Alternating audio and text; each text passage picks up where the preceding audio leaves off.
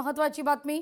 मुंबईमध्ये समाजवादी पार्टी आणि दोन्ही राष्ट्रवादीचा प्लॅन फिसकटलेला आहे। एकत्रित गट स्थापनेचा प्लॅन हा फिसकटलेला आहे। राष्ट्रवादीनं स्वतंत्र गट स्थापन केलाय, तर सपा सुद्धा आता याला प्रतिसाद न देताना दिसते। समाजवादी पार्टी आणि शरदचंद्र पवार यांची राष्ट्रवादी याकडून प्रतिसाद न मिळाल्याचा आरोप होतोय। राष्ट्रवादीकडून गटनेतेपदी डॉक्टर सईदा खान यांची नियुक्ती झाली आहे।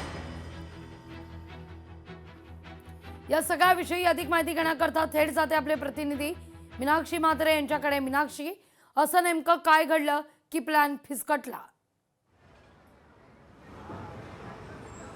निश्चितच लागवी 29 महानगरपालिका निवडणुका लागल्या, त्यानंतर निकाल जाहीर झाला आणि निकालानंतर आता सर्वच पक्षांना गटस्थापना केली जात आहे। राष्ट्रवादी काँग्रेस पक्षाकडे जर आपण पाहिलं तर त्यांचा अगदी जो प्लॅन आहे परवापर्यंतचा आला होता आणि तो आता एंड टायमावरती हा फिसकटलेला आहे। कारण समाजवादी पक्ष असेल किंवा राष्ट्रवादी काँग्रेस शरदचंद्र पवार पक्षाची जी उचित प्रतिसाद न मिळाल्यामुळे हा प्लॅन जो आहे तो फिसकटलेला आहे आणि त्यामुळे एकूणच आपण पाहतोय की राष्ट्रवादी काँग्रेस अजित पवार यांच्या पक्षाकडनं आता सईदा खान यांना गटनेतेपदी जी आहे त्यांची निवड केलेली आहे आणि आज त्या दुपारी कोकण भवनला देखील जाणार असल्याची माहिती आहे। खरं तर आपण पाहिलं तर राष्ट्रवादी शरदचंद्र पवार पक्षाचा एक उमेदवार आणि त्यानंतर निवडून आलेला जो नगरसेवक एक आहे आणि राष्ट्रवादी अजित पवार यांच्या पक्षामध्ये 3 सदस्य, असं करून या सगळ्याच गटनेत्या संदर्भामध्ये जी मागच्या काही दिवसांपासून प्लॅनिंग सुरू होती, या प्लॅनिंगमध्ये उचित प्रतिसाद न मिळाल्यामुळे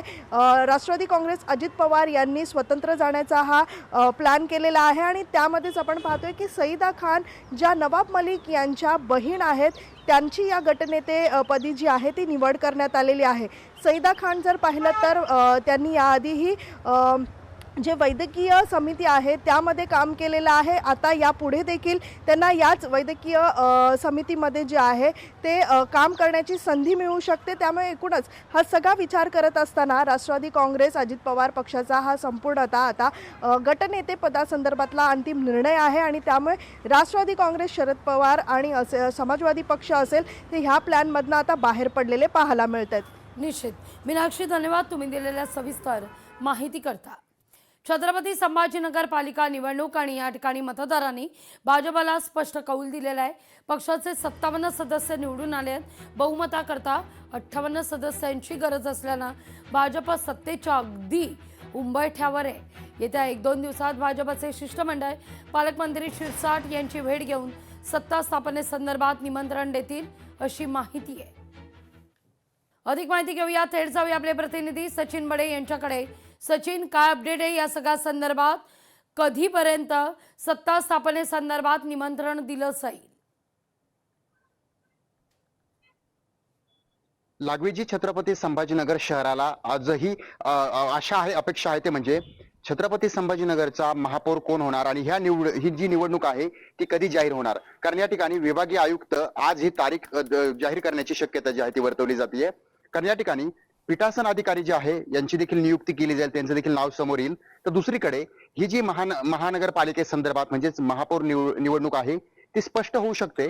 त्यामुळं छत्रपती संभाजीनगर शहराचा महापौर ही निवडणूक जाहीर झाल्याच्या नंतर मग त्यांचे जे अर्ज असतात, जे इच्छुक आहेत महापौर पदासाठीचे, तर त्यांना देखील अर्ज दिले जातील। तर या ठिकाणी ज्या 58 जागा हव्या असतात म्हणजे छत्रपती संभाजीनगरच्या महापौर पदासाठीच्या, मात्र भाजपनं 57 जागा या ठिकाणी जिंकलेल्या आहेत। म्हणजेच एक जागेचा प्रश्न उपस्थित होतोय।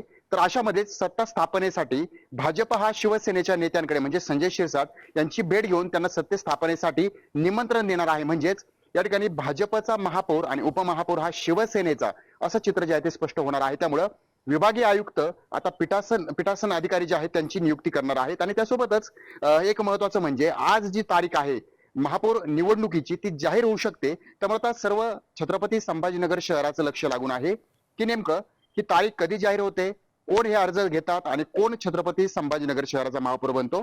मात्र भाजपच्या पदाधिकाऱ्यांनी अशी माहिती दिली आहे की जिल्हा परिषदेच्या निवडणुकीनंतर या ठिकाणी महापौर जो आहे तो स्पष्ट होऊ शकतो। त्यामुळे आता विभागीय आयुक्त काय निर्णय घेतात किंवा विभागीय आयुक्त कशा पद्धतीने या संदर्भात घोषणा करतात हे पाहणं महत्वाचं आहे। लागवीजी, अगदी सचिन, धन्यवाद तुम्ही दिलेल्या सविस्तर माहिती करता। लोकशाही मराठी ऐका, पहा, जागरूक रहा.